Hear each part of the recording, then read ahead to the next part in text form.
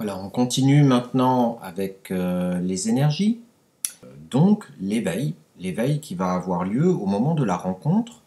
Au moment de la rencontre donc, entre les deux jumeaux de flammes jumelles, donc dans le binôme, hein, dans la flamme jumelle elle-même, on va avoir donc l'éveil, encore une fois, qui peut se passer plusieurs mois ou années parfois même, après la première rencontre, hein, j'ai envie de dire, c'est lorsque les deux jumeaux de flammes jumelles sont prêts. Encore une fois, on en a déjà parlé, c'est à partir du moment où ni l'un ni l'autre ne sont en capacité d'apprendre finalement des choses sur eux-mêmes, par eux-mêmes, que cet éveil va pouvoir s'enclencher. Donc encore une fois, ça peut avoir lieu quelque temps après la rencontre, ou majoritairement, c'est ce dont on peut se rendre compte, c'est lorsque les rencontres entre les deux jumeaux, lorsque la rencontre va avoir lieu, donc après novembre 2012, eh bien, l'éveil va être quasiment simultané avec l'événement de la rencontre. Donc,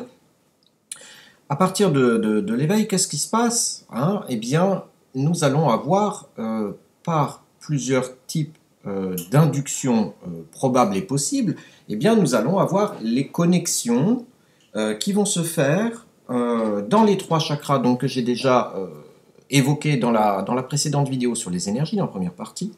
Eh bien, on va avoir par différentes inductions possibles, on va avoir la connexion entre ces trois chakras, donc induites véritablement les trois chakras dans lesquels on trouve la connexion de flammes jumelles. Alors j'ai lu des choses qu'il y a d'autres chakras qui existent chez personne d'autre que chez les flammes jumelles. Alors bon, je ne veux pas rentrer là-dedans.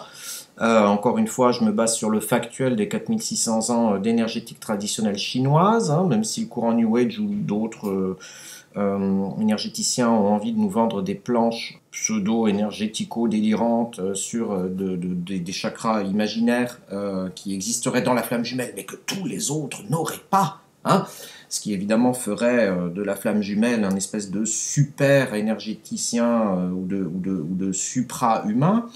On va rester pragmatique, hein, 7 chakras principaux, 7 paires secondaires, point. Voilà, 4600 ans d'énergétique traditionnelle chinoise. On va rester factuel, on ne va pas partir dans des délires.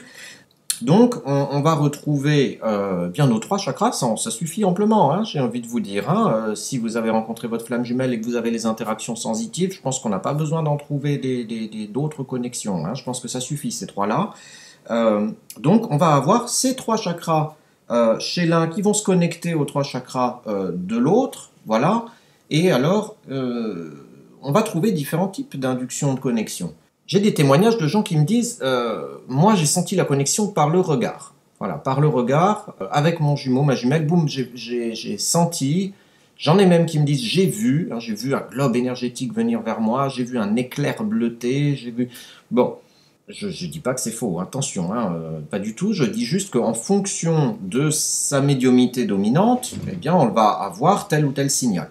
C'est-à-dire que finalement, notre corps, notre clairsensitivité ou notre clairvoyance ou notre clairaudience, eh bien, vont faire ces connexions. Majoritairement, les connexions donc, entre les deux jumeaux peuvent se faire par contact. Par contact essentiellement, c'est comme ce qu'on trouve majoritairement.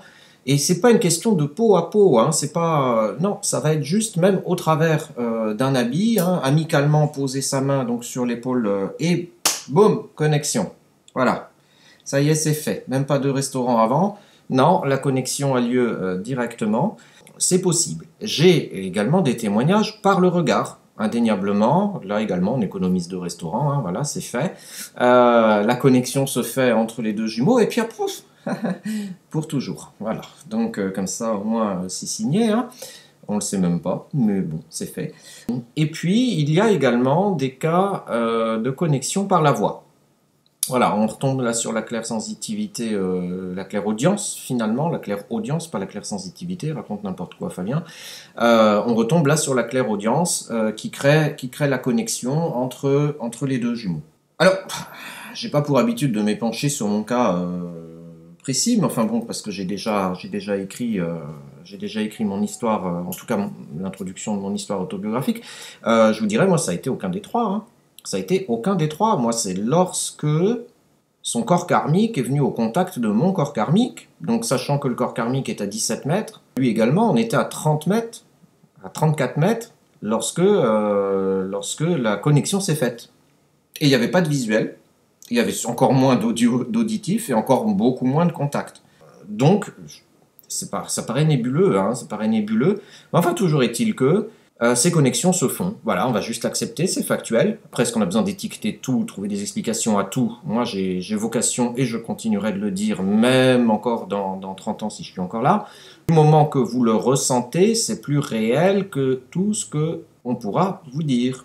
Voilà. Donc, l'éveil, ça ne trompe pas. Hein, c'est là, c'est boum. La connexion se fait. Et puis alors à partir de ce moment-là, bah, ça ne fait qu'augmenter en volume. Hein, j'ai envie de dire, ça y est, on a enclenché la musique. Hein, l'éveil commence, le CD est dedans, hein, enfin le MP3, enfin bref.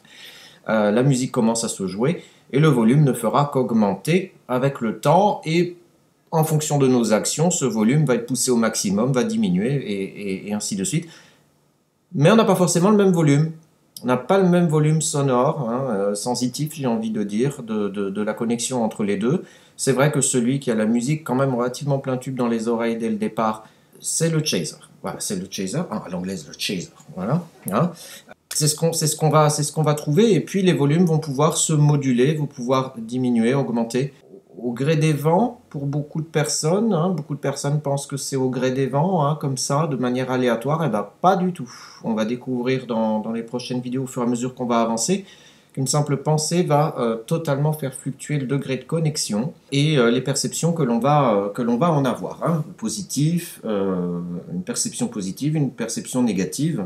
On arrivera à comprendre progressivement au fur et à mesure qu'on va avancer. Toujours est-il que dès que la connexion effectivement est faite, eh bien, même si cette musique elle est là, elle est présente, cette connexion est là, hein. J'aime bien prendre l'image du son, hein, du volume, parce que c'est assez révélateur finalement du degré de connexion. Eh bien, ce volume va augmenter progressivement. Alors, les premières des choses qu'on va constater, c'est qu'au fur et à mesure du temps qui va passer entre les deux jumeaux, il va y avoir un rapprochement physique entre les deux, un magnétisme entre les deux. Encore une fois, je l'ai dit et répété. Je suis désolé pour les 2% de personnes qui m'envoient des mails en me disant « c'est pas vrai, moi j'ai tout de suite été attiré par mon jumeau, ma jumelle ». J'ai envie de vous dire « tant mieux », mais vous êtes une minorité, donc je sais pas que je vous calcule pas, mais c'est pas la majorité.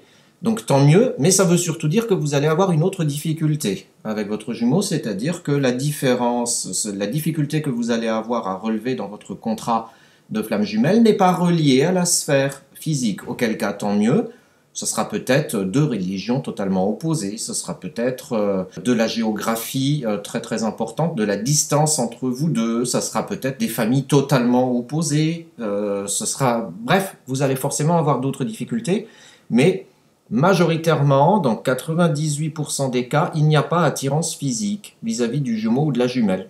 La personne ne correspond pas aux critères. Et pourtant, ce magnétisme, il est là, cette attirance est là. On ne se sent bien qu'avec l'autre. En fait, c'est même pas qu'on se sent bien qu'avec l'autre. C'est que pour la première fois, on se sent complet. C'est même pas je me sens complète avec l'autre parce qu'on n'en a même pas conscience. C'est quand on s'éloigne, quand l'autre s'éloigne, qu'on se rend compte que waouh, mais qu'est-ce qui se passe là? La moitié de nous est arrachée. On se retrouve amputé de quelque chose. Oui, on se retrouve amputé de l'énergie complémentaire qui nous a été donnée, qui nous a été révélée finalement comme étant un manque. On n'en avait pas conscience avant. On pourrait comparer ça à un nouveau gadget high-tech qu'on nous donne et puis qu'on nous enlève au bout d'une semaine. On s'y est fait. Voilà, ou je sais pas, un nouveau robot ménager qui fait absolument tout dans la cuisine, au bout d'une semaine on vous l'enlève. Peut-être qu'effectivement on va se retrouver un peu désarçonné par le fait qu'on nous l'enlève, on a pris nos petites habitudes. Là c'est instantané parce que c'est symbiotique, c'est véritablement dans l'âme que se trouve cette complémentarité, donc tout à coup on est en complétude, et puis quelques minutes, heures ou jours ou semaines après, cette complétude s'en va, on se retrouve dans un vide intérieur, interstellaire. Et il faut bien le dire, amputé effectivement de quelque chose de sacré, quelque chose qui est venu nous compléter divinement, dont on a goûté totalement la richesse et l'apport à notre personnalité, et j'ai envie de dire à toutes nos personnalités, quelles que soient donc les quatre consciences dans lesquelles on va situer cette complétude, et tout à coup, hop, elle nous est enlevée. Donc du coup, on va devoir se rapprocher. Voilà, on va vouloir être à côté, on va vouloir se rapprocher du jumeau ou de la jumelle, qui vraisemblablement va ressentir la même force d'attraction magnétique, du moins ça c'est tant que l'ego ne cherche pas à contrôler effectivement les choses. Et cette attraction va donc être très présente, et ça c'est dès l'éveil. Encore une fois, difficile de dire quelle est l'induction dominante. Je vous dirais quand même que majoritairement c'est le contact. Voilà, le contact. On se rend compte souvent d'ailleurs que le runner a besoin d'être en contact. Le runner va devenir tactile. Ne l'est pas forcément avant, mais le runner va être tactile. Ça fait partie des questions, parce que moi je l'avais constaté, donc ça fait partie des questions que j'avais posées, pas à tout le monde, mais majoritairement ça me vient. Et effectivement, on a ce côté tactile, effectivement, qui va se développer chez le runner. Mais c'est logique, on lui apporte, le chaser lui apporte l'énergie dans le sacré, donc la connexion avec le corporel, le besoin de s'ancrer, le besoin d'être dans la matière. Et bien, quand le jumeau n'est pas là, ça lui manque, et puis quand le jumeau est là, il le touche. Voilà. Alors ça peut être amicalement, ça peut être, mais il va y avoir des contacts, il y a la nécessité d'être à côté, quoi. On va avoir bien sûr la connexion avec le troisième œil qui va s'enclencher. Alors là, c'est surtout le chaser qui va prendre ce tsunami comme ça, un médiuminique, on peut dire, qui va éveiller différentes parties d'ailleurs de son cerveau, la glande pinéale, il faut le dire, petit clin d'œil à l'œil d'Horus. Mais on va avoir cette connexion chez le chaser, effectivement, qui va être tout à coup totalement décuplée, même s'il pouvait être médium avant et spirituel avant, là on n'est plus du tout dans le même niveau, c'est la traviata à fond. Donc on va avoir des perceptions effectivement chez le chaser qui vont se développer, j'ai envie de dire presque H24, à partir de l'éveil. Le chaser peut être en train de dormir et pourtant avoir la sensation au lever d'avoir cogité toute la nuit, réfléchi toute la nuit, d'avoir des portions de son cerveau en fait en ébullition constante et permanente. Oui, c'est normal, c'est l'énergie yin effectivement en lui. Comme la construction du soi est faite, elle est structurée, et bien il active des parties effectivement du cerveau et met en connexion synaptique le cerveau dans des perceptions et dans tous les niveaux de conscience possibles. Et il n'arrive pas forcément à switcher sur off, il n'arrive pas forcément. Donc c'est quand même très épuisant au long terme pour le chaser, faut bien le dire. Bon, il a une capacité physique, une maîtrise physique importante, donc en dormant très très peu, il tient le coup. Mais il a quand même la sensation que son esprit est totalement en ébullition perpétuellement, constamment. Ça, c'est à partir de l'éveil. Il faut comprendre que dès l'instant où il y a l'éveil, la moindre pensée de l'un influe sur l'équilibre des deux. Il y en a un qui est dans la peur, ça active la peur chez l'autre, même si les peurs sont différentes. Il y en a un qui remet en question la relation, l'autre se sent automatiquement désarçonné et ses énergies vont chuter. Immédiat. C'est réellement comme les deux plateaux d'une balance. À l'ancienne, balance de commerce. On met un peu plus de poids dans l'un, l'autre s'allège. Il y en a un qui est un peu moins dans la relation, il s'extirpe, il cherche à s'échapper, l'autre s'alourdit. Puis on va avoir ces vases communicants, mais perpétuels. Donc le moindre questionnement intellectuel, la moindre émotion dominante, de peur, par exemple, qui va induire tout un raisonnement, qui va induire d'autres émotions, va activer effectivement la fabrication d'une émotion, un sentiment. Tout ça, ça va, quelle que soit la distance géographique. Ça va impacter immédiatement le jumeau. Même avec 10 000 km de distance, moi je l'ai vécu comme ça, même avec 10 000 km de distance, la moindre émotion, je l'apercevais. Je l'apercevais immédiatement. Sensation de peur, sensation de panique, ça m'envahissait totalement. Je savais que c'était pas à moi, parce que dans un fauteuil en train de lire, ça n'avait pas de sens, et ça venait de l'autre. Voilà, on est à des années-lumière de penser effectivement que ces connexions peuvent être aussi fines, aussi fortes également, mais c'est véritablement comme une émotion venant de soi, sauf qu'elle est légèrement différente, elle a une empreinte à peine différente. Encore une fois, un énergéticien ne peut pas distinguer vibratoirement un jumeau d'un autre. Les yeux fermés, un énergéticien ne peut pas faire la différence. Voilà, on met un couple de flammes jumelles, un sur une table, un sur l'autre, les yeux bandés, il ne pourra pas distinguer lequel est-ce. C'est la même fréquence vibratoire. Eh bien, ces deux corps qui ne sont qu'un, vous les séparez de 10 000 km, l'énergie n'ayant pas de distance, puisqu'on peut barrer un feu à distance, barrer une brûlure, j'entends, barrer une douleur à distance instantanément, eh bien, il en est rigoureusement de même dans les interactions entre les deux jumeaux de flammes jumelles. Une émotion, un sentiment, un doute, une remise en question. Et on peut même dire l'un des deux qui se blesse, automatiquement l'autre ressentira et percevra la totalité finalement de ces fluctuations. C'est quand même lourd, hein? Ouais, c'est lourd. Donc c'est déjà important de comprendre ces interactions-là, hein, de comprendre à quel point effectivement ça va impacter la moindre pensée, la moindre émotion non régulée va impacter. Ah, vous allez me dire, mais moi j'ai des coups de fatigue, hein, et puis en pleine nuit, moi mon jumeau je le ressens, hein, en pleine nuit il vient, il me rend visite, il est là, il est présent. Alors là c'est beaucoup les chasers qui vont me dire ça, et c'est logique et cohérent. Bah oui, parce que il faut le savoir, le runner il est à dominante yin. Il est à dominante yin, il est très peu ancré. Très très peu ancré dans son corps, dans sa matérialité. C'est un truc bon. Tous les runners, la nuit, font du voyage astral. Faut le savoir. Tous les runners, la nuit, quittent leur corps et y rendent visite à d'autres personnes. Alors ils peuvent aller voir des amis, la famille. Alors bien sûr, si tous ces gens sont pas médiums, ils se rendent compte de rien.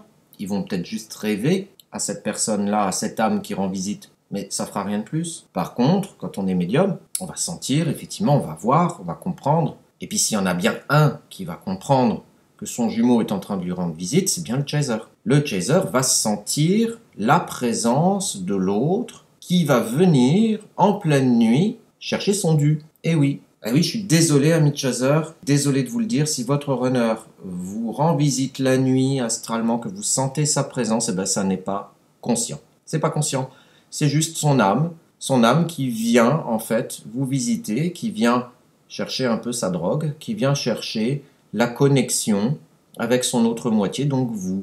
Au passage, va grignoter votre énergie, ce qui va vous donner d'ailleurs la sensation que c'est très intrusif, très physique, puisqu'il va prendre dans le chakra sacré. Ce qui peut vous donner toute une panoplie, tout un cortège de symptômes avec la sensation, pour les sensations les plus désagréables, une sensation de viol, une sensation d'intrusion.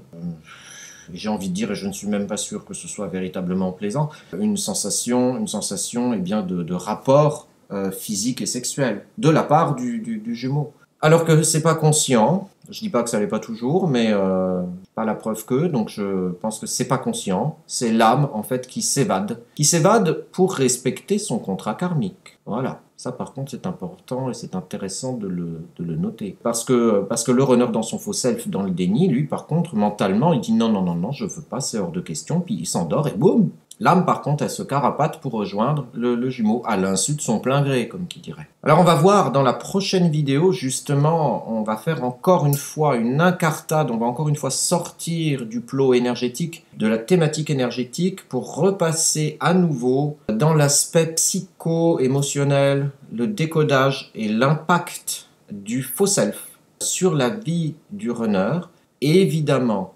l'impact du faux self sur la flamme jumelle, c'est évident. Et on va chercher à comprendre dans la prochaine vidéo qu'est-ce qu'il se passe véritablement dans l'interaction entre le runner, qui est essentiellement dans le moi. On va aussi comprendre pourquoi il est dans le moi. Qu'est-ce qui a fabriqué finalement ce faux self. On va parler en fait de l'impact du faux self sur la psychologie du runner et ses prises de décision quotidiennes, puis alors on va tomber de haut. Donc je vous préviens tout de suite, ça va être une vidéo scud, ça va être une vidéo scud, ça va faire mal aux dents, je suis désolé. Il n'y a pas de souci, parce que je suis pour une parité totale, donc il y aura une vidéo scud pour les chasers, également, qui suivra. Et on va passer comme ça en thématique, parce qu'on pourra pas trop avancer en fait dans les interactions énergétiques si on définit pas l'impact du faux self et puis l'impact des programmes positifs sous-jacents de l'un et de l'autre, parce qu'il y a également des programmes positifs sous-jacents. On a parlé des programmes sous-jacents négatifs depuis le début, mais il y a également des programmes sous-jacents positifs. Donc pas de panique, on continue d'avancer en énergie, mais comme toujours avec une ligne logique éditoriale qui nous oblige à passer de l'un à l'autre, comme ça, de conscience en conscience, pour bien comprendre la mécanique. Je sais que ça fait un peu long, mais enfin bon, c'est pas payant, c'est gratuit, en même temps. Et ça vous permet de comprendre. Alors, j'espère déjà avoir un peu éclairé un peu plus les choses au niveau énergétique. Donc, on va s'arrêter là pour cette vidéo-là. On va déjà la regarder encore une fois en prenant des notes, et puis on patiente un petit peu pour la suite. Ça arrive. À très bientôt!